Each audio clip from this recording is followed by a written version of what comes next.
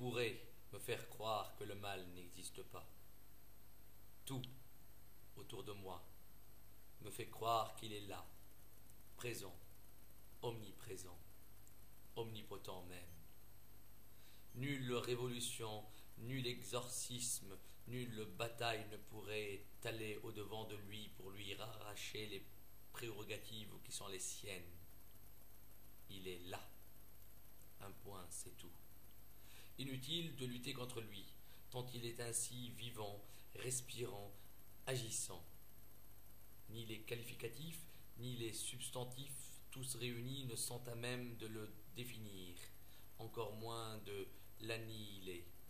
Nulle puissance n'est capable de se dresser devant lui, ou de se dresser devant lui avec une majuscule. Ne faut-il pas parler de sa sainteté comme si on parlait de Dieu dans une Bible ou dans un Coran traduit?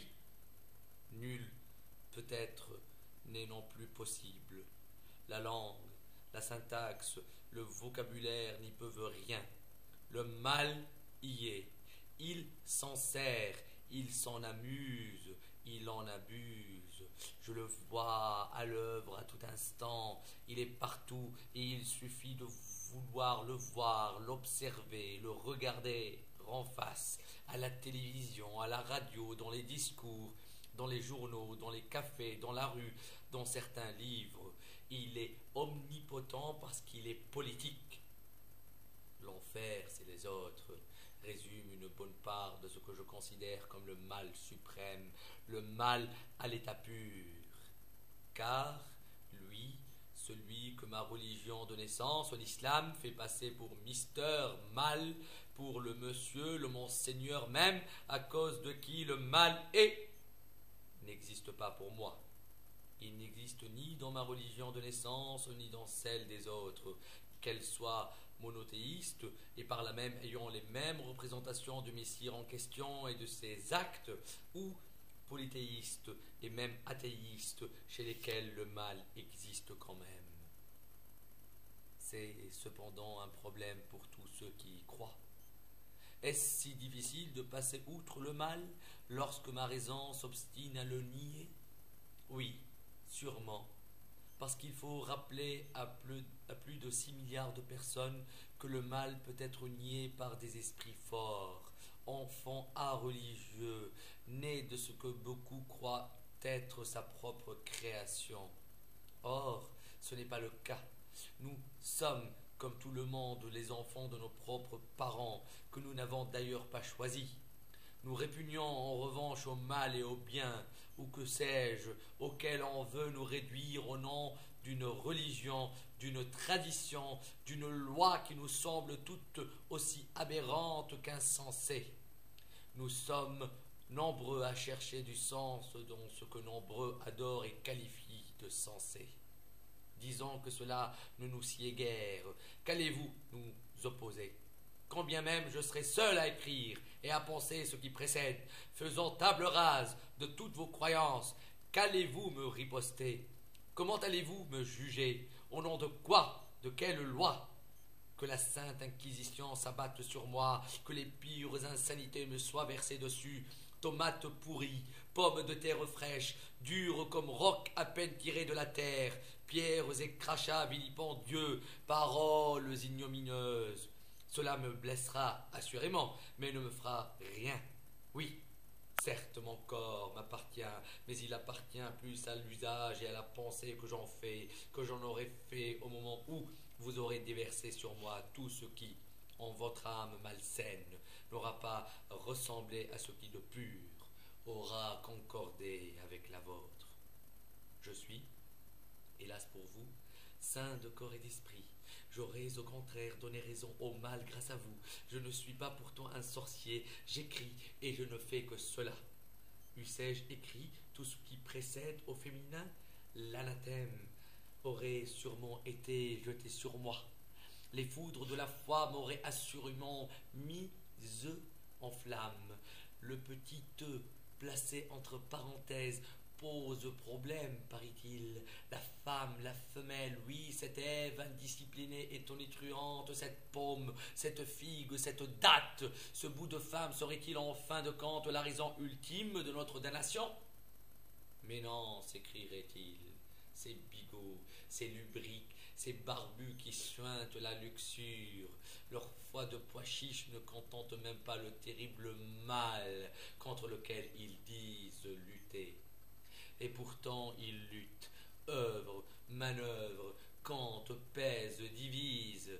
Le Conseil de la haute instance pour la réalisation des objectifs de la révolution, de la réforme politique et de la transition démocratique a adopté lundi 11 avril 2011 à la majorité le décret-loi relatif à l'élection de l'Assemblée nationale constituante. Parmi les résolutions révolutionnaires adoptées, celle-ci. La présentation des candidatures tiendra compte de la parité entre femmes et hommes. Fin de citation. L'un des héros du mal se hasarde ainsi, je cite, au comité de sauvegarde SIC, où quand la Nahda insiste sur la parité homme-femme et que certains progressistes se rétractent. Ne cherchez pas à comprendre. Fin de citation. Or, le credo de la dite Nahda, le parti islamiste tunisien, est le suivant. La volonté des peuples fait partie de la volonté d'Allah et la volonté d'Allah est imbattable. Impossible de lire ces paroles sans penser qu'ils ont été concoctés envers, voire contre les deux premiers vers de l'hymne national tunisien, vers du poète national tunisien Abul Qasim al-Shabbi.